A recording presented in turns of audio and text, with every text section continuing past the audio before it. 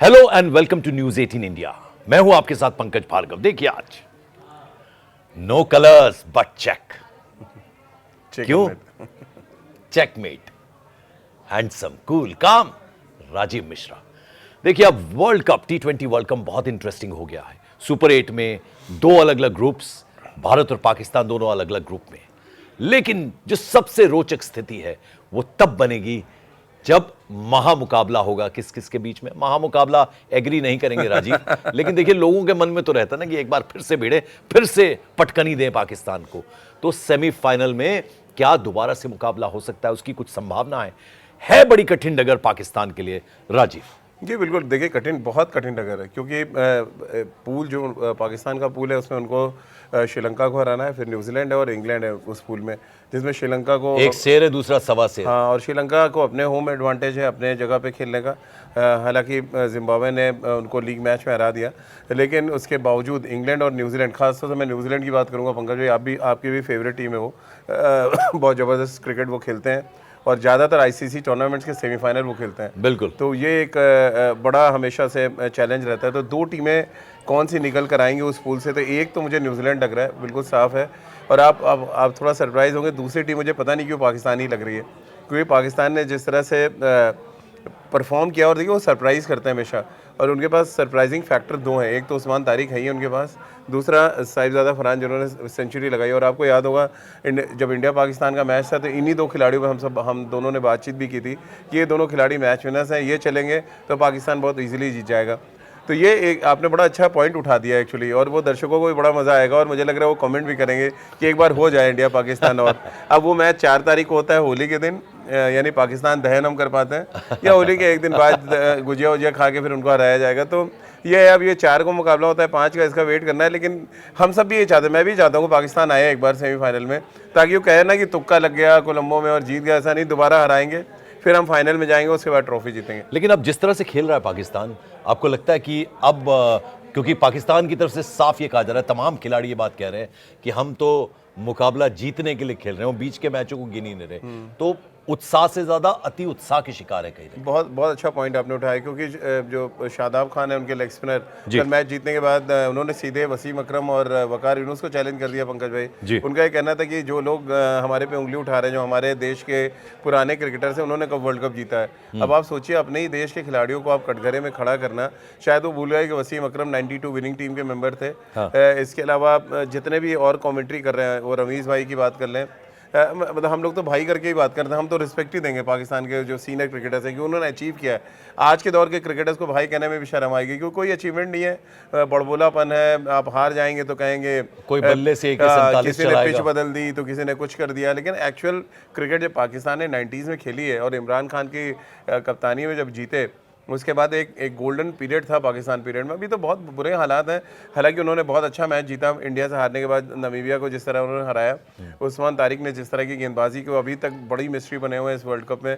मैं आज एक एक्स एम्पायर से बात भी कर रहा था, वो कह रहे उनका एक्शन लीगल है, लेकिन वो जो पॉज ले रहे हैं वो किसी को समझ नहीं आ रहा, और किसी को पता नहीं चल रहा डिलीवर कब करेंगे। आप नामीबिया का मैच अगर याद करें पंकज भाई, तो उनका हाथ जब ऊपर गया, कुछ बैट्समैन ऑलरेडी आगे खड़े थे, तो उनको आउट करने में बड़ा इजी। तो मतलब आप कमिट कर जाते हैं, जब आपका ट्रिगर मूवमेंट होता है, पैर आपका आगे चला गया। तो वो उस्मान तारिक में भी एक एज फैक्टर होंगे सुपर 8 के मैचेस में, क्योंकि ना तो श्रीलंका ने उनको खेला है, ना ही इंग्लैंड के बल्लेबाजों ने उनको देखा है, और ना ही न्यूजीलैंड के।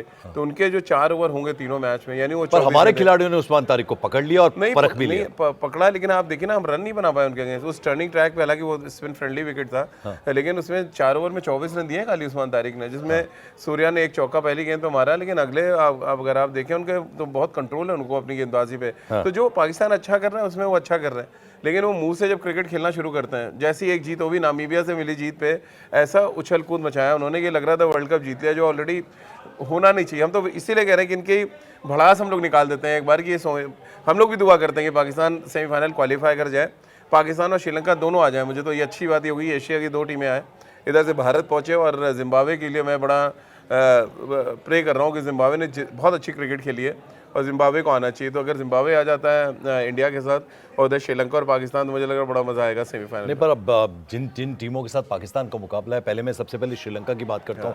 आपने कहा कि होम ग्राउंड के एडवांटेज उनके साथ है, और न्यूजीलैंड का भी आपने जिक्र कर दिया, तो इंग्लैंड भी कोई हल्की टीम तो है नहीं। नहीं, देखिए इंग्लैंड ही उस पूल में मुझे सबसे हल्की लग रही है, क्योंकि श्रीलंका आप देखें बहुत ज़बरदस्त उनके पास, एक तो विक्रम राठौर जब से उनके बैटिंग कोच बने भारत के 2024 में, जो बैटिंग कोच थे जब हमने वर्ल्ड कप जीता, अब श्रीलंका ने उनकी सर्विसेज ली है। फिर टी दिलीप जो फील्डिंग कोच हैं वो भी श्रीलंका के साथ हैं, तो भारत का बड़ा योगदान है श्रीलंका के अच्छे परफॉर्मेंस में। फिर उनके जो यंगस्टर हैं पंकज, में बहुत गजब खेल रहे हैं। प्रथम निशंका को देख लें, फिर उनके पास जो वेलागे जो उनके स्पिनर हैं, मथुरा सिंह के जो लेफ्ट आर्म सीमर अभी रिप्लेसमेंट के तौर पे आए पथिराना के, इसके अलावा तो श्रीलंका का बहुत अच्छा बैलेंस है उस पूल में। अगर आप मुझे ग्रेड करने को कहेंगे तो मैं शायद श्रीलंका को नंबर 1 पे रखूंगा, न्यूजीलैंड को नंबर 2 पे और पाकिस्तान को नंबर 3 पे। हाँ, और अब अगर मैं बात करूँ टीम इंडिया की, तो थोड़े बहुत कंसर्न्स हैं, क्योंकि अभिषेक शर्मा के साथ कुछ दिक्कत है, वो डक्स का रिकॉर्ड बनाने जा रहे हैं। तो लेकिन जो जैसा आप हमेशा कहते हैं कि हमारे जो बाकी के खिलाड़ी हैं, एक नहीं चलता दूसरा चलता है, दूसरा नहीं तीसरा चलता है, तो एक as a team as a unit हम लोग बहुत अच्छा खेल रहे हैं। लेकिन अभिषेक शर्मा कहीं ना कहीं मैटर ऑफ कंसर्न है, उनको रीड करना शुरू कर दिया है क्या गेंदबाजों ने?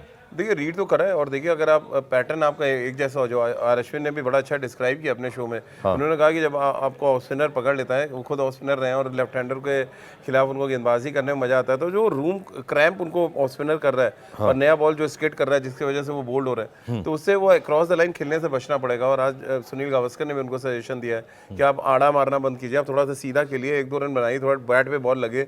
भाई 3 मैच हो गए आपका वर्ल्ड कप में, खाता ही नहीं खुला, और हमारे प्रीमियम सबसे बड़े मैच विनर के तौर पर हम देख रहे थे। लेकिन प्रॉब्लम मुझे अभिषेक नहीं लग रही है पंकज जी, प्रॉब्लम लग रही है हमारी फील्डिंग। इस टूर्नामेंट में हमने 20 कैच तो पकड़े हैं। मैं एक और चीज आपसे डिस्कस करना चाहता हूँ, बहुत इंपॉर्टेंट, जो मैंने एज अ स्पेक्टेटर ऑब्जर्व की है, वो ये कि जैसे अब हमें पता चल जाता है कि ये मैच तो हम जीत रहे हैं, क्योंकि स्कोर बहुत होता है, तो बहुत ही मतलब उसको मैं क्या कहूँ, रिफ्लेक्सेस उनके ऐसे कमजोर दिखते हैं, बहुत अलसाई हुई टीम फील्डर्स नजर आते हैं, कैच छोड़ रहे हैं, मुस्कुरा रहे हैं बहुत। आप कहते हैं ना कि वो जो स्पोर्ट्समैन स्पिरिट, वो अच्छी तब गिनी जाती है कि आप एक अच्छे मार्जिन से हराएं। आप क्यों ये इंतजार करते रहते हैं कि चलो क्या छूट गया, कोई बात नहीं, कोई बात नहीं। बिल्कुल आप ऐसा जीतिए कि लगे कि हाँ इतने रनों से हरा। इसीलिए आपको लगता है सारे मैचेस में ऐसा ही किया टीम इंडिया के? ये बड़ा कंसर्न है पंकज भाई, क्योंकि इस वर्ल्ड कप के शुरू होने से पहले एकदम क्लियर कट था कि इंडिया डोमिनेट करेगा, लेकिन 4 मैचेस जीते हमने ग्रुप स्टेज में, लेकिन 4 मैच जीतने के बाद भी इतना कंसर्न है कि क्या ये टीम हम सुपर 8 में हम जाके जीत पाएंगे। क्योंकि कैचिंग का रेशियो मैं आपको बताऊं, जब आप मुझे उठा के लाए तो मैं एक आर्टिकल लिख रहा था जिसमें 69% कैचेस हमने ड्रॉप किए हैं, यानी हर 10 जो मौके मिलते हैं उनमें से 3 मौके हम गंवाते हैं। तो जब आपका रेशियो इतना खराब हो जाए फील्डिंग में, 10 कैचेस हम छोड़ चुके हैं इस वर्ल्ड कप में, बहुत बड़ी रेशियो है एक वर्ल्ड कप जैसे टूर्नामेंट में कैचेस छोड़ना। और कैच छोड़ कौन रहा है सबसे ज़्यादा? तिलक वर्मा ने 3 कैचेस, आपके शिवम दुबे, रिंकू सिंह, ईशान किशन, कुलदीप यादव, ये सारे कैचेस छोड़ रहे हैं। हालांकि फील्डिंग जो कोच है रेयान डेस्कॉटे, उन्होंने कहा कि हम हाई ड्रिल्स, कैचेस में हाई ड्रिल करेंगे और सब कुछ करेंगे, लेकिन आज तो रेस्ट डे था भारत का। अगले 2 दिन में मुझे लग रहा है सबसे ज़्यादा किसी पे मेहनत होगी पंकज भाई, नंबर 1 फील्डिंग है, नंबर 2 अभिषेक शर्मा, क्योंकि ये 2 अगर आपने डिपार्टमेंट ठीक कर लिए तो फिर मुझे लग रहा है आप दुगनी ताकत के साथ सुपर 8 में जाएंगे। अदरवाइज देखिए वो टीमें बहुत डेंजरस हैं, साउथ अफ्रीका हो, चाहे वेस्ट इंडीज़ हो, चाहे जिम्बाब्वे ने आज जिस तरह से हराया है श्रीलंका को लीग मैच में, अगर आप देखते हैं पंकज भाई क्या कमाल की क्रिकेट खेली है जिम्बाब्वे ने, और कहीं ना कहीं वो दहशत पैदा करी है उन्होंने कि यार इंडिया को भी देखना पड़ेगा। लेकिन जब भी जिम्बाब्वे का आप नाम लेते हैं मुझे तो कपिल देव की वो नॉक याद आती है। जिम्बाब्वे की सबसे बड़ी पहचान तो भारतीयों के लिए वही हाँ वही है, लेकिन जिम्बाब्वे ने ओवर द पीरियड काफी अच्छी की। 90s में तो क्या कमाल की टीम होती थी, लेकिन फिर उनका एक डिप आया, और पॉलिटिकल आपको पता है जहाँ पॉलिटिकल इन्फ्लुएंस ज़्यादा होता है फिर उसका असर खेल पे आता है, जो हुआ जिम्बाब्वे के साथ। बट ये सिकंदर रजा की कप्तानी में जिम्बाब्वे मतलब एक्स्ट्राऑर्डिनरी क्रिकेट खेल रही है। उन्होंने ऑस्ट्रेलिया को हराया, श्रीलंका को हराया, आप देखिए 2 बड़ी टीमें मारी उन्होंने। तो ऐसी टीम के साथ अगर वो आ रहे हैं आपको सुपर 8 में खेलने, उनका जो मोराल है पंकज भाई वो बहुत हाई होने वाला है, क्योंकि आप जब 2 बड़ी टीमें मार के आते हैं ना, फिर आपको आसपास कुछ दिखता नहीं, आप राजा की तरह आते हैं। तो वो उनको खोने के लिए कुछ नहीं है, वो इंडिया हरा दे, उनको साउथ अफ्रीका हरा दे, लेकिन वो इंडिया और साउथ अफ्रीका को हराएंगे तो वो अचीवमेंट है उनके लिए। बिल्कुल। अब मैं थोड़े से देखिए आपको इंटरेस्टिंग चीज़ें बताता हूँ, राजीव आपको इंटरेस्टिंग चीज़ें बताते हैं। हमारी पूरी कोशिश रहती है कि इस प्रोग्राम को हम कैसे इंटरेस्टिंग बनाएं। तो देखिए भारत और पाकिस्तान का एक बार फिर मुकाबला होना चाहिए, ये मैं चाहता हूँ, राजीव चाहते हैं, हमारे तमाम क्रिकेटिंग फैंस जो हैं वो भी चाहते होंगे। देखिए पहली स्थिति तब बनेगी अगर सेमीफाइनल मुकाबला होगा कि भारत अपने ग्रुप में पहली पोजीशन पर रहे, पाकिस्तान अपने ग्रुप में दूसरी पोजीशन पर रहे, और ऐसे में दोनों सेमीफाइनल में आमने सामने होंगे। दूसरी स्थिति, पाकिस्तान अपने ग्रुप में पहले स्थान पर रहे, भारत अपने ग्रुप में दूसरे स्थान पर रहे, तब ये दूसरी स्थिति बनती है। और कब सेमीफाइनल नहीं होगा जरा वो भी बता दीजिए। जब ये होगा कि दोनों टीमें या तो टॉप पर रहेंगी या दोनों टीमें नंबर 2 पे रहेंगी अपने अपने पूल में।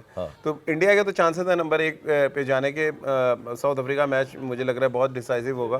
पाकिस्तान के पास चांस थोड़ा सा मुझे लग रहा है नंबर 2 पे वो आ सकते हैं, क्योंकि जिस तरह के उनका रिसेंट स्पिन डिपार्टमेंट कर रहा है, उनका टक्कर जो मुझे थोड़ी सी श्रीलंका के साथ होती लग रही है। वहाँ न्यूजीलैंड जो है मुझे लग रहा है वो टॉप करेगा। अब जरा देखिए, हम क्रिकेट का चूंकि जिक्र कर रहे हैं, क्रिकेट का ही हम इस प्रोग्राम में जिक्र करते हैं। देखिए अब किस तरह से भद पिटाई पाकिस्तान ने वो सबने देखा, और फिर कहते हैं ना वो थूक के चाटने वाली बात हो गई। अब खेल रहे हैं, आईसीसी का डंडा चला तो खेलने को तैयार हो गए। ये तो रही क्रिकेट की बात, लेकिन यहाँ मुझे दिखता है कि जितने यंग खिलाड़ी हैं पाकिस्तान के, वो पॉलिटिकल होता जा रहा है, यानी पॉलिटिकल उसमें एंट्री हुई तो पाकिस्तान नहीं खेलेगा, इस तरह की बात उठी, और उनके खिलाड़ी भी ये सब करते हैं। लेकिन एक हॉकी की टीम अभी जो उनके साथ हुआ, उसमें तो कहीं ना कहीं उनके लिए हमें लगता है कि उनके साथ ज्यादती हुई है। और क्या हालत वहाँ पे पाकिस्तान की टीम की हुई, जो फटीचर हालत है देश की, वही फटीचर हालत टीम की नजर। देखिए इसमें पूरा दोष जो है पाकिस्तान हॉकी संघ का है पंकज भाई।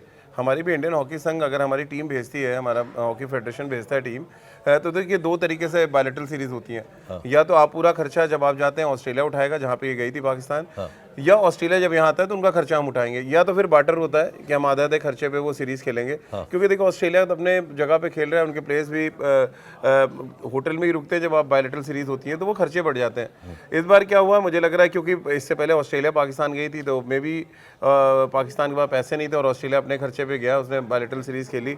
जब पाकिस्तान वहाँ पहुँचा है तो ऑस्ट्रेलिया ने भी वही किया होगा कि भैया बायलैटरल सीरीज है, आप अपने खर्चे पे आइए और खेलिए। अब आपके पास खर्चे के पैसे ही नहीं है कि आप होटल में रुकें, तो आपको जाके जब आप एयरएनबी के कमरे लेंगे, एयरएनबी के सस्ते टिकाऊ लॉजेस में रुकेंगे, तो बर्तन तो आपको धोने ही पड़ेंगे। देखिए हम सब भी जाते हैं कवरेज के लिए, अगर एयरएनबी में रुक रहे हैं, खुद खाना बनाते हैं, खुद खाते हैं, क्योंकि वो बजट का इशू हो जाता है।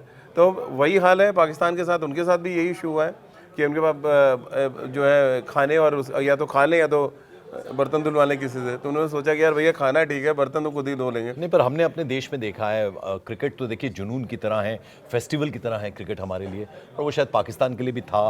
अब बाकी गेम्स में भी हमारे जो खिलाड़ी हैं वो अच्छा कर रहे हैं, और अब अपने बच्चों को जो पेरेंट्स हैं वो अलग अलग विधाएं सिखा रहे हैं, अलग अलग गेम्स सिखा रहे हैं। लेकिन पाकिस्तान में तो हॉकी की गत बन रही है, और क्रिकेट की तो पहले से ही खराब है। देखिए पाकिस्तान खुद ही जिम्मेदार है, इन्होंने अपना इंफ्रास्ट्रक्चर इतना खराब किया हुआ है पंकज भाई कि अब आप देखिए ना, उनका नदीम जो जेवलिन थ्रो करते हैं, जिनका अक्सर हमने देखते हैं जो हमारे देश के number 1 javelin throw Neeraj Chopra के साथ होती है टक्कर, आज वो नदीम कहाँ है किसी को पता नहीं है। इसी तरह जब पाकिस्तान सारी एंडोर्समेंट्स कर रहे हैं, और पाकिस्तान हॉकी एक समय वर्ल्ड में मैं बता रहा हूँ कि मतलब पाकिस्तान हॉकी की तूती बोलती थी, बिल्कुल। लेकिन आज पाकिस्तान हॉकी गर्त में चला गया है। इंडिया तो जब भी रिवाइव कर गया, इंडिया देखिए पिछले ओलंपिक में कितना शानदार खेला, और क्योंकि हम हॉकी लीग कराते हैं अपने देश में, तो वहाँ हमें इंटरनेशनल खिलाड़ियों से रूबरू होने का मौका मिलता है। पाकिस्तान में ऐसा कुछ है नहीं, वो बेचारे क्रिकेट का जो सुपर लीग कराते हैं वो तो पूरा कर नहीं पा रहे हैं। तो ऐसे में कैसे हम उम्मीद करेंगे वो हॉकी का भी कोई करा देंगे। तो हॉकी गर्त में जा रही है, उसके लिए वो खुद जिम्मेदार। देखिए वहाँ भी कोई ना कोई पॉलिटिकल आदमी बैठा होगा जो हॉकी के पैसे को खा रहा होगा, अपने पॉलिटिकल यूज़ में वहाँ का पैसा ला रहा होगा। क्योंकि पाकिस्तान के पास एक समय आप याद कीजिए क्या टीम हुआ करती थी, और पाकिस्तान के मतलब वो था कि रिकॉर्ड जो है पाकिस्तान के बोलते थे। तो आज सोहेल खान की मैं बात करूँ, सोहेल अब्बास होते थे उनके पेनल्टी कॉर्नर स्पेशलिस्ट, आप हाथ नहीं लगा सकते थे पंगा। जब अगर पेनल्टी स्ट्रोक मिला पाकिस्तान को तो लोग कहते थे गोल हो गया, मतलब आप देखते नहीं है। तो वो मतलब उस तरह के खिलाड़ी वहाँ, हसन सरदार वगैरह जो और पुराने, जब शाहिद भाई वगैरह खेलते थे, तो मतलब कमाल की हॉकी थी। पाकिस्तान इंडिया के मैचेस देखने में मतलब एक अलग इंटरेस्ट था, क्योंकि स्किल वाइज दोनों एक जैसे थे। लेकिन आज तो फिर ज़मीन आसमान का फ़र्क है, क्योंकि इंफ्रास्ट्रक्चर नहीं है, खाने को है ही नहीं है आपके पास। और फिर मुझे तो बड़ा सवाल ये है पाकिस्तान हॉकी फेडरेशन से कि जब पैसे नहीं तो आप भेजते क्यों भाई, खिलाड़ियों की बेइज्जती क्यों कर रहे हैं? सवाल आपके कम नहीं हो रहे ना, सवाल आपका पाकिस्तान हॉकी फेडरेशन से है, सवाल आपका जो हमारी ट्रॉफी लेकर गए हैं उससे है। तो बुरी हालत है। खैर चलिए अब सवाल पूछ लेते हैं, आज आप सवाल पूछिए सर। सवाल वही है पंकज भाई कि क्या हमारे दर्शक चाहते हैं कि भारत और पाकिस्तान एक बार फिर सेमीफाइनल में भिड़े, और अगर आप चाहते हैं तो अपने जो कमेंट्स हैं वो बॉक्स में जरूर लिखें, क्योंकि कहते हैं ना कि वो भड़ास निकाल लेनी चाहिए एक बार और, क्योंकि वो तुक्का कोई ना कहे तो एक बार इंडिया पाकिस्तान मैच हो जाए। और इंडिया पाकिस्तान मैच क्या होना चाहिए सेमीफाइनल, इस पर आप अपनी राय दीजिए, कमेंट करिए, इस प्रोग्राम को लाइक कीजिए, सब्सक्राइब कीजिए, क्योंकि आपके और जो कमेंट्स आते हैं वो इस प्रोग्राम को और निखारते हैं, संवारते हैं। तब तक के लिए थैंक यू सो मच।